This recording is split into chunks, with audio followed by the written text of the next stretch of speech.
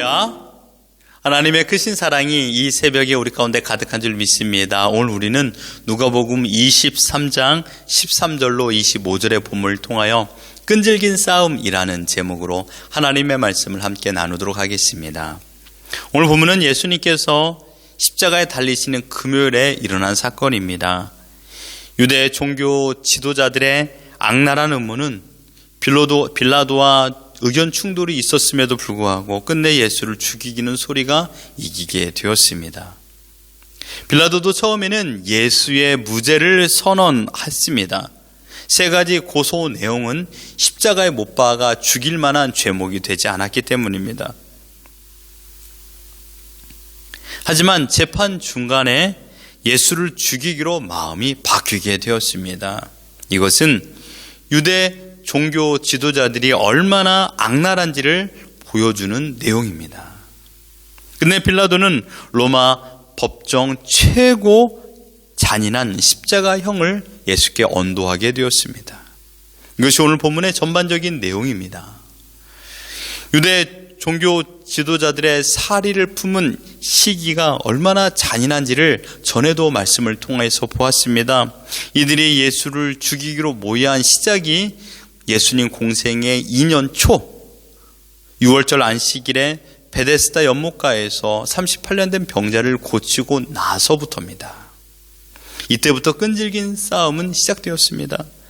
안식일에 이 일을 하는 것이 옳은가라는 질문에 주님께서는 요한복음 5장 17절에 이렇게 대답했습니다. 예수께서 그들에게 내 아버지께서 이제까지 일하시니 나도 일한다 하시매. 얼마나 참남한 소리겠습니까? 유대 지도자들이 듣기에는요. 그래서 18절에 그들은 이렇게 대답합니다. 유대인들이 이로 말미암아 더욱 예수를 죽이고자 하니 이는 안식일을 범한 뿐 아니라 하나님을 자기의 친아버지라 하여 자기를 하나님과 동등됨으로 삼으심이 이러라. 예수님의 말씀의 의도는 자신이 어떠한 존재인가를 설명하기 위한 것이었습니다. 하지만 유대인들의 시각에서는 이 말은 결코 용납될 수 없는 것이었습니다. 하나님의 거룩성과 신성을 모독했기 때문이라고 그들은 생각했습니다. 이것은 마귀의 속삭임에 속은 것이 아니라 유대교의 교리의 진리 고수를 위하여서 그들은 이 결정을 하게 된 것입니다. 이것으로 끝이 아닙니다. 지속적으로 그들은 예수님을 감찰하고 감시하고 시간과 때가 있을 때마다 예수님을 공격하였습니다. 그런데 공생의 3년에도 예수님은 말씀 가운데 또다시 이렇게 말씀하십니다. 아버지와 나는 하나이니라. 유대 종교 지도자들은 신성 모독이라 외치게 되었고요. 더 나아가 자신의 조상으로 여기고 있었던 아브라함보다 요한복음 8장 58절에는 아브라함이 있기 전에 내가 있었다라는 말씀, 아브라함보다 내가 더 오래 살았다라고 말했던 그 순간 유대인들은 이제 폭발하게 되었습니다. 이런 일들이 계속되면서 유대 종교 지도자들은 예수를 죽이기로 했던 것입니다. 그 원인은 무엇입니까? 무서운 징후 때문입니다. 무서운 미움 때문이었습니다. 빌라도와 로마 법정에 세웠던 예수님을 고소했던 첫 번째 이유가 무엇입니까? 백성들의 마음을 현혹시켰다 이것입니다. 사실 첫 번째 이유로 로마 법정에 세울 만한 것은 아닙니다. 왜냐하면 로마의 통치를 받고 있는 이 땅에 자신이 왕이나 될지 아니면 로마의 모든 행정을 거부하는 그런 정치적인 입금에 거부하여 우리가 세금을 내지 말자라는 것, 이런 것은 로마의 법정에 세울 만한 이유가 되지요. 이들은 자신들의 유대 민족의 문제를 제일 큰 원인으로 삼았습니다. 그만큼 유대 민족의 백성들이 예수께로 마음이 간 것, 예수께로 마음을 빼앗긴 유대 민족을 보면서 그들은 분노하고 시기하고 있었습니다. 그 결과 가룟 유다를 앞세워 예수님을 체포하게 되었고 짐승마냥 잡아 끌고 예루살렘 성내로 들어가서 전직 대제사장 안나스와 신임 대제사장 가야바 앞에서 신문했습니다. 그리고 모여있는 공회원들과 무리들 앞에서 예수를 사형에 처한다고 결정하게 되었죠. 다음 날 예수님은 빌라도와 헤롯 안디바 그리고 다시 빌라도에게 신문을 당하게 되었습니다. 여러분, 오늘 본문의 빌라도 움직임을 보십시오. 어제 말씀에 보았듯이 빌라도는 예수의 무죄를 처음에는 시인했습니다. 선언했죠. 아무런 잘못이 없다. 오늘 본문에도 아무런 잘못이 없다라고 말하지 않습니까? 그러나 대제사장의 무리들은 더 큰 소리를 내기 시작합니다. 이 사람은 십자가에 죽여야 마땅한 사람이요 라고 말하기 시작했습니다. 빌라도는 마음속에 하나의 부담감이 있었습니다. 오늘 본문에는 없지만 마태복음 27장에 보면 자신의 아내가 자기에게 한 말이 있었습니다. 마태복음 27장 19절에 총독이 재판석에 앉았을 때 그의 아내가 사람을 보내어 이르되 저 옳은 사람에게 아무 상관도 하지 마옵소서. 오늘 꿈에 내가 그 사람으로 인하여 애를 많이 태웠나이다 하더라.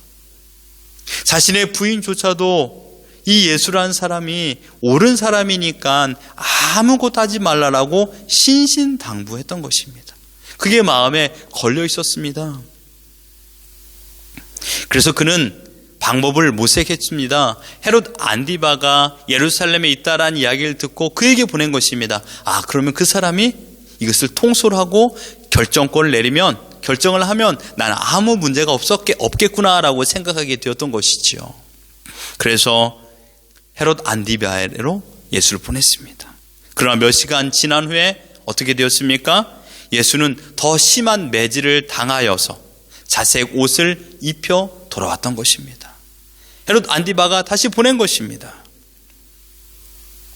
빌라도는 이 모습을 보고 그렇구나, 이렇게 해야 되겠다라고 생각했습니다. 그렇다면 당신이 원하는 대로 내가 이 사람을 매질을 하여 놓겠습니다.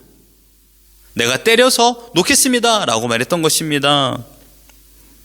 그런데 악랄한 유대 종교 지도자들은 더 큰 소리를 내기 시작합니다. 이 사람을 놓으면 총독 당신은 가이사의 충신이 아니요, 자칭 왕이라고 말한 이 사람을 어찌 로마 군대 장관이 가만히 내버릴 수 있겠소? 당신이 정말 가이사의 충신이 맞습니까? 라고 소리 지르기 시작했습니다. 더 나아가 우리에게는 이 사람이 왕이 아니요, 우리의 왕은 가이사 한 분뿐이 없습니다 라고 말할 정도로 그들은 온전히 예수를 죽이기로 작정했던 것이죠. 본문 23절에 그들이 큰 소리로 재촉하여 십자가에 못 박기를 구하니 그들의 소리가 이긴지라. 유대인들의 끈질긴 싸움은 빌라도를 이긴 것입니다. 빌라도는 유대인들의 소리를 당해내지 못했습니다. 그래서 마태복음 27장 24절에 보면 빌라도가 아무 성과도 없이 도리어 밀란이 나려는 것을 보고 물을 가져다가 무리 앞에서 손을 씻으며 이르되 이 사람의 피에 대하여는 나는 무죄하니 너희가 당하라. 그렇게 하고 결국 빌라도는 예수님의 십자가형을 선고하게 되었습니다. 오늘 본문 누가복음의 저자 누가는요, 예수를 죽인 것이 빌라도가 아니라 바로 유대 종교 지도자들과 무리라는 것을 우리에게 폭로하고 있습니다. 물론 마가복음에서는 빌라도가 무리를 기쁘게 하기 위하여, 만족을 주기 위하여 예수님의 십자가형을 결정한 것으로 기록하였습니다. 그렇습니다. 예수 그리스도의 죽음은 창세기 3장 15절에 예언한 것처럼 내가 너로 여자와 원수가 되게 하고 내 후손도 여자의 후손과 원수가 되게 하리니 여자의 후손은 내 머리를 상하게 할 것이요 너는 그의 발꿈치를 상하게 할 것이니라 하시고, 사탄의 세력이 여자의 후손의 발꿈치를 물 것이라는 하나님의 예언이 성취가 된 것입니다. 그러나 이 십자가형을 언도한 빌라도는 예수님의 죽음에 있어서 법적인 책임을 가진 자가 되었고, 우리가 매일 예배마다 신앙 고백을 할 적에 빌라도가 예수를 죽인 자로 고백하고 있습니다. 빌라도는 그 이후 뇌물수수, 폭행, 사마리아 사람의 집단 학살을 통하여서 법적인 책임을 가지고 36년의 총독의 자리에서 파면당하게 되었습니다. 결국 로마 3대 칼리쿨라로부터 사형을 언도받게 되었고 그는 스스로 목숨을 끊는 것으로 인생을 마감하게 됩니다. 여러분, 예수님은 결코 죄인이 아님을 어제도 보았습니다. 그러나 사탄의 음흉한 관계는 사람의 마음을 뒤흔들고 바른 선택을 하지 못하도록 만듭니다. 처음부터 시기와 질투와 미움으로 일관된 유대 종교 지도자들은 하나님의 말씀을 전혀 알지 못한 것뿐만 아니라 하나님이 어떤 분인가도 알지 못했습니다. 그들이 믿는 하나님은요, 보여주기식, 자랑거리, 만족감을 주는 도구일 뿐이었습니다. 물론 이 산헤드린 공의회 회원 중에 예수님을 잘 믿고 있었던 아리마대 요셉이나 니고데모 같은 사람도 있었습니다. 여러분, 우리라고 해서 주님을 완전히 100% 신뢰한다고는 말할 수는 없습니다. 매일마다 주님만을 믿고 살아가는 존재가 되고 싶습니다. 그런 인생을 살고 싶죠. 그러나 그렇게 살지 못하는 것 우리가 너무도 잘 알고 있지 않습니까? 매일 찾아오는 현실의 어려움으로 소극적으로는 믿음과 반대되는 염려와 근심 속에 살아가고 있고요, 적극적으로는 주님의 뜻을 거역하며 살아갈 때도 있습니다. 하지만 우리는 성경을 통하여 하나님의 뜻을 너무도 잘 알고 있습니다. 이 모든 죄조차도 용서하여 주시기 위하여 하나님의 긍휼과 하나님의 공의, 하나님의 사랑의 십자가에 의해서 예수님께서 죽으셨다는 것을 우리는 잘 알고 있습니다. 그러므로 중요한 것은 무엇입니까? 내 마음, 용서받은 이 마음에 죄악의 씨앗이 뿌려지지 않도록 우리와 눈과 귀를 매일마다 지키는 것이 끈질긴 싸움의 승리의 비결인 줄 믿습니다. 우리는 끈질긴 싸움을 하고 있습니다. 사탄은 우리 자신의 연약한 부분을 너무도 잘 알고 있습니다. 내가 두려워하고 있는 것, 지금 염려하고 있는 것, 걱정하고 있는 것, 심지어 내가 너무나도 좋아해서 하나님보다 더 많이 사랑하는 것들조차도 알고 있습니다. 사탄은 내 연약한 부분을 너무 잘 알고 있기 때문에 끝까지 집요하리만큼 그것을 물고 늘어지면서 우리를 공격합니다. 사탄은 매섭게 우리를 공격하고 있습니다. 어떻게 해서든지 하나님보다 세상을 더 사랑하게끔 만들며 하나님보다 더 많은 것을 생각하며 하나님을 떠나기를 원하고 우리를 조정하고 계속적으로 공격하고 있습니다. 오늘 주님께서 생명을 내걸고 우리에게 구원을 베풀어 주셨습니다. 여러분, 이 생명을 지키기 위하여서, 사수하기 위하여, 이 생명을 사수하기 위하여 익숙한 죄와 멀어지십시오. 그리고 주님과 가까이 거하여야만이 우리가 끈질긴 싸움에서 승리할 수 있습니다. 한번 죄악에 타협하면 빌라도와 같은 최종 결론이 나와버립니다. 이 끈질긴 싸움은 오늘만이 아닙니다. 지속됩니다. 주님 오시는 그날까지 이 싸움은 펼쳐질 것입니다. 그러므로 우리가 무장하지 않으면, 심지어 무장되어 있다 하더라도 쉽게 마음을 빼앗길 때도 있습니다. 그렇기 때문에 매일마다 내 자신을 점검하셔야 됩니다. 나에게 믿음의 철책선이 어디에 구멍이 났는지, 나의 믿음의 철책선에 어디가 함몰되어 있는지, 어디가 연약한 부분인지 여러분은 잘 알고 있습니다. 누가 그곳에 보수 공사를 해야 됩니까? 우리 자신이 해야 됩니다. 어떻게 해요? 내 힘으로 할 수 없기 때문에 성령 하나님을 의지하여서 매일마다 나의 잘못된 부분을 깎아버리고 나의 모난 부분을 깎아서 평평하게 만들어야 됩니다. 눈과 귀와 생각을 지키십시오. 이 끈질긴 싸움은 우리의 힘으로 할 수 없습니다. 여러분, 사탄을 이긴 분은 오직 예수님 한 분뿐인 줄 믿습니다. 그렇기 때문에 예수님께서 하신 방식대로 우리가 하면 우리도 이길 수 있습니다. 어떻게 해요? 하나님의 뜻대로 예수님은 하셨습니다. 우리도 하나님의 뜻을 따라 살아가는 것입니다.